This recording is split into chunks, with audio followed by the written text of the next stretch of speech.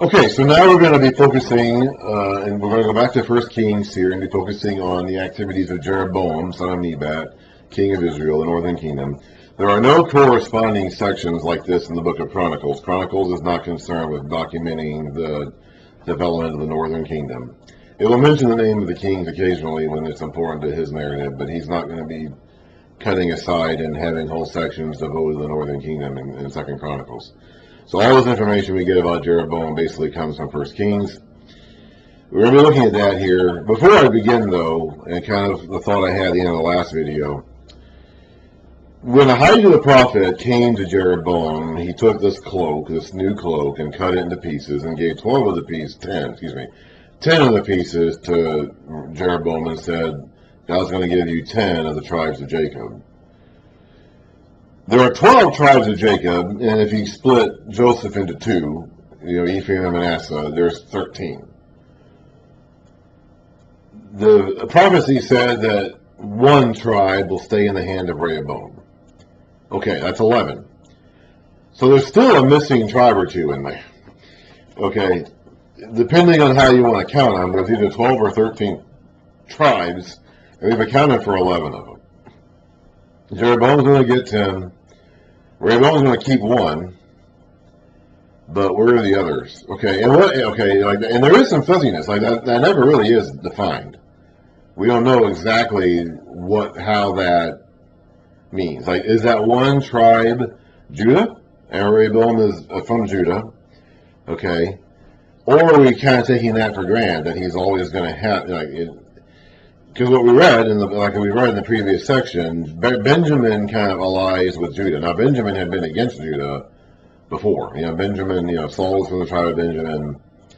They fought against David. Even down the time of Solomon, there were still some holdouts from that bitterness left over.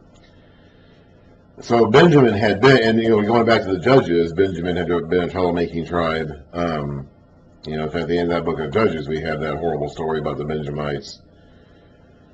So Benjamin had been a troublemaking tribe that had been kind of against the Judean line of kings because they replaced their own line of kings. But at this point, they seem to be pretty loyal, and they will be loyal from this point onward. So are they the tribe? The tribe of Simeon's territory was entirely encompassed within the tribe of Judah's territory. And Simeon eventually kind of disappeared into Judah. So is that the tribe? The Levites are scattered throughout Israel, and as we're going to read here in the account of Jeroboam, the faithful ones, the faithful priests and Levites, eventually left the northern kingdom and came to the south. So are they the tribe? So it's hard to say. Okay, I don't really know. When Ahijah gives his prophecy of the 10 tribes going into Jeroboam and Rehoboam keeping one, I don't know how to identify that one, and I don't know what to make of the absence of mention of the others. Okay, there is some fuzziness there. At any rate, Jeroboam is going to get 10, and he's going to be the king of the north, the first king of the north. And he was given a promise. Ahijah, when he came to Jeroboam back in chapter 11, said,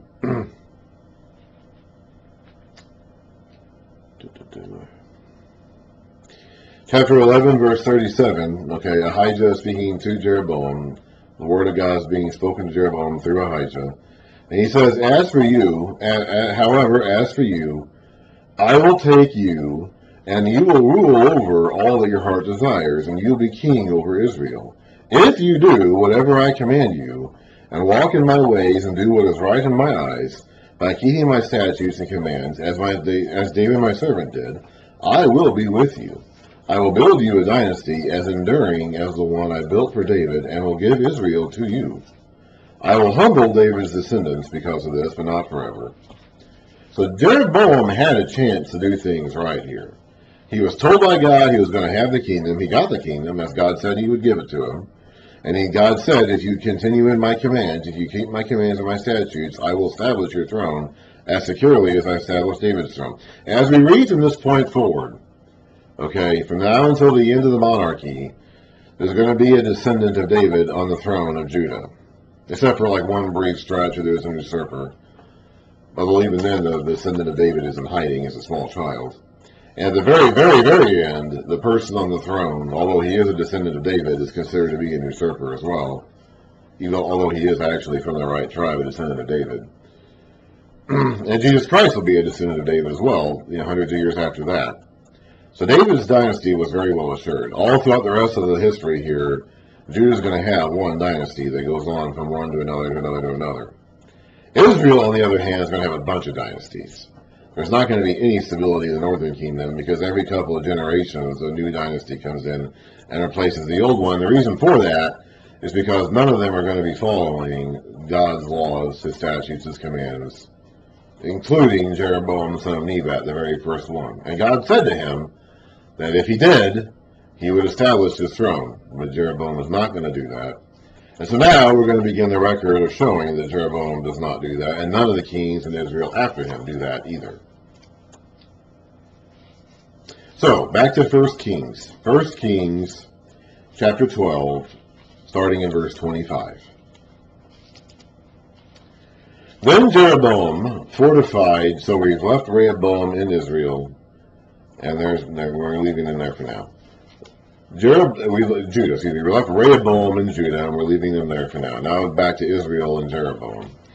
By the way, before I continue, I should say this. From now on, we're going to have some confusion. There always has been a little bit of confusion, but we have to really pay attention from now on to when we use the word Israel about what that means exactly. Remember, the name Israel itself was a name that Jacob received from God after his wrestling match with God the night before he reunited with Esau.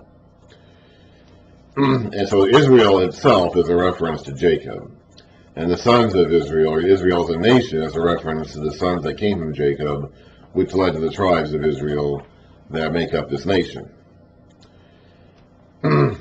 So as a unit, so there's an individual named Israel, and there's a nation that came from him, made up of these tribes that were descended from his sons, that is called Israel.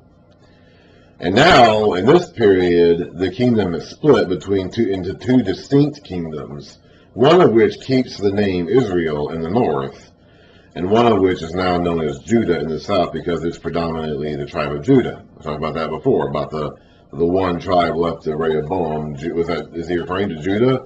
Or are we assuming that he's going to, I don't know, I put into that earlier. So that kingdom is now going to be called Judah. And the northern kingdom is going to be called Israel, which is distinct as an entity from Judah at this point. However, there is still going to be a blurring, and from time to time, we're still going to be using the word Israel as a catch-all term to refer to the whole nation.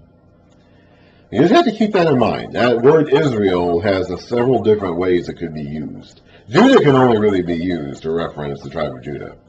But Israel has a broader meaning that sometimes refers to the entire group of people that come from Jacob.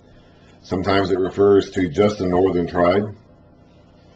And we got to be careful about that. Anyway, so we're now talking about the northern kingdom of Israel.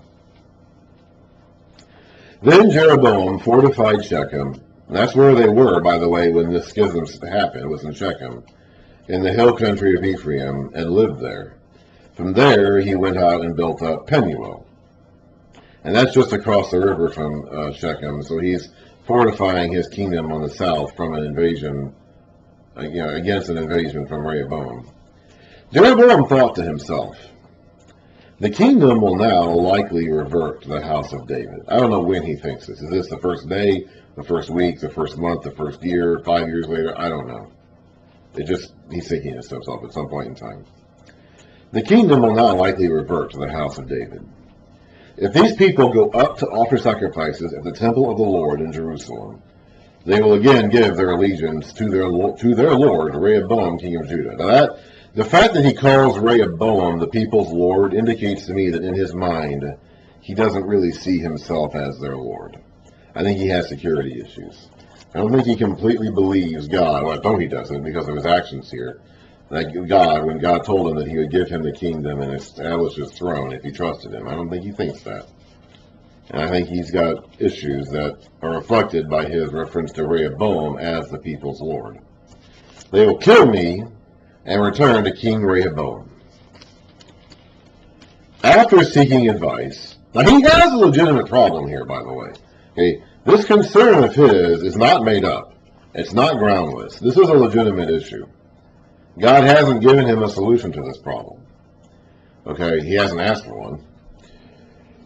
now that the temple is here, and the temple was built in the days of Solomon, all of Israel's worship is supposed to happen at that temple. It didn't used to be that way. Okay, they used to have a moving tabernacle that could travel around, and they used to be allowed some leeway to offer the sacrifices on their own places. Okay, their high hills or whatever. That's not the case any longer. They can no longer do that legally. They can no longer offer their sacrifices at other worship sites. They no longer even have a moving tabernacle that can move around. They now have a fixed worship site at a stationary, immovable temple in one spot, in one city. And that city is in Rehoboam's territory. It's his capital. It's not Jeroboam's. And Jeroboam has no access to it. So Jeroboam's people have no access to it. So if they're going to continue to follow their God properly, they need to go to that temple. Jeroboam doesn't want that to happen, because if they do, eventually, I don't know how long it would take, but eventually they would simply reunite with Judah. And he knows that. And that is a legitimate problem, okay? Jeroboam has a problem on his hands. This needs to be addressed. Like, there needs to be a solution to this problem. I don't know what God's solution would have been. It says here he seeks advice. It doesn't say who he's seeking advice from. It doesn't even say really what the advice is that he's given, although I'm guessing it's what he ends up doing here. I don't know where he's getting this advice from. I don't know who he's asking. But I know he's not asking God, because this is not what God would tell him to do. And none of the other kings that come after Jeroboam ask God what to do about this either. I have no idea what God would have done. I don't know what he would have told them as a solution to this problem, because none of them ever asked him. Not Jeroboam, not any of the kings or dynasties that come after him. Jeroboam is going to come up with his own solution here, and all the kings after him are going to follow that solution, and none of them, from Jeroboam on down to Hoshea, the very last one, none of them are going to ask God what his solution to this problem would have been. So I have no idea what God's solution would have been. I'm sure he would have had one. But I don't know what it would have been. I'm not there to ask him, and none of the people who were in a position to ask him ever did. God said that he was going to give the kingdom to Jeroboam, that he was going to establish his dynasty if Jeroboam was faithful to him. So God would have had a solution to this problem, but I have no idea what it would have been. Because Jeroboam didn't ask him, none of the other people who were ever in position to asked him either, and so God never gave that solution to anybody, and so none of us has any idea what that solution would have been. But he would have had one. We can be confident he would have had one, but nobody has any idea what that would have been. So, after seeking advice from someone, somewhere, the king made 2 golden calves. He said to the people, "It is too much for you to go up to Jerusalem." Now, we think of going up in terms of going up on the map, like going north. And they're in the north, so going to Jerusalem is south to them. Ah, gosh. Okay, hey. They were asleep in there, taking quiet naps in the bedroom, and I decided to leave the door open this time because they were so quiet. Now this cat right here, Timber, has a tendency to wake up in the middle of her naps and run around for about 5 minutes, and then go back to sleep again. She may be doing that here. It's possible. She may just be in one of her moods and needs a little bit of an energy boost, and then she'll go back to her nap again. It's very, very possible, but she might bother us for a couple minutes here.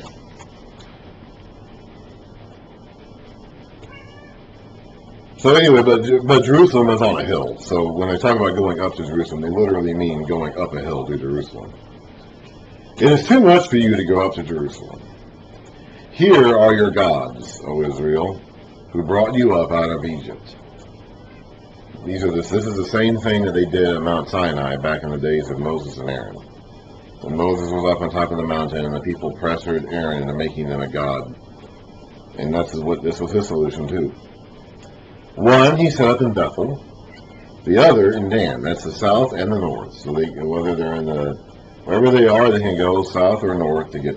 Remember how Dan moved north after way back, and almost at the very beginning. We read about it in Judges, how the Danites could never take their own land and ended up migrating north and taking some land there. That's where they are, and that's where this altar site is. Yeah, it's just, there's always has to be something. Always has to be something. So Bethel's in the south of the kingdom, and Dan's in the north. Bethel is, by the way, where Jacob had his site, his first encounter with God, and as he was fleeing his brother Esau.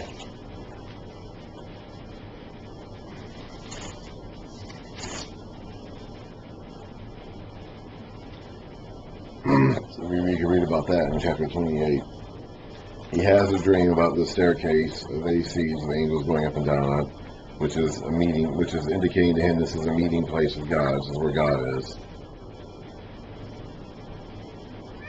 And so he says in chapter 6, verse 16, chapter 28, verse 16, when Jacob awoke from his sleep, be quiet, he thought, surely the Lord is in this place, and I was not aware of it.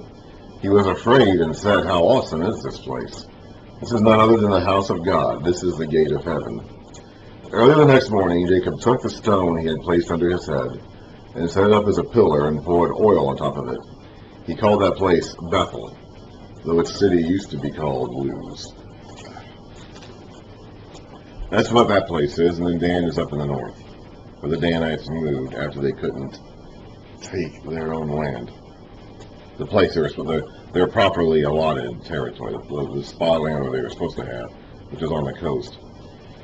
And this thing became a sin. The people went even as far as Dan to worship the one there. Jeroboam built shrines in high places and appointed priests from all sorts of people, even though they were not Levites. So he's compounding his things, making it even worse. Not only has he set up these two illegal worship sites, he's also setting up other illegal worship sites in the high places and appointing priests that are not supposed to be priests.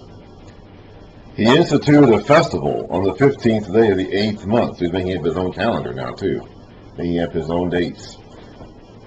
Like the festival held in Judah, and ordered sacrifices on the altar.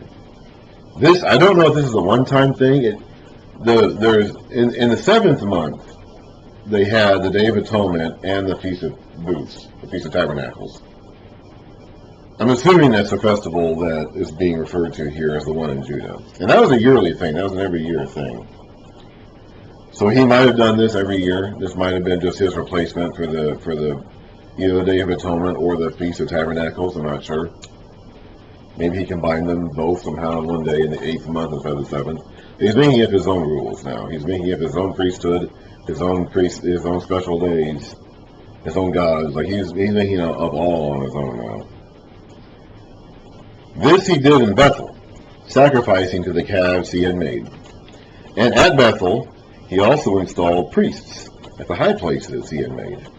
On the 15th day of the 8th month, a month of his own choosing, he offered sacrifices on the altar he had built at Bethel. So he instituted the festival for the Israelites. That sounds to me like he made this a custom, a something that they did every year, and went up to the altar to make offerings.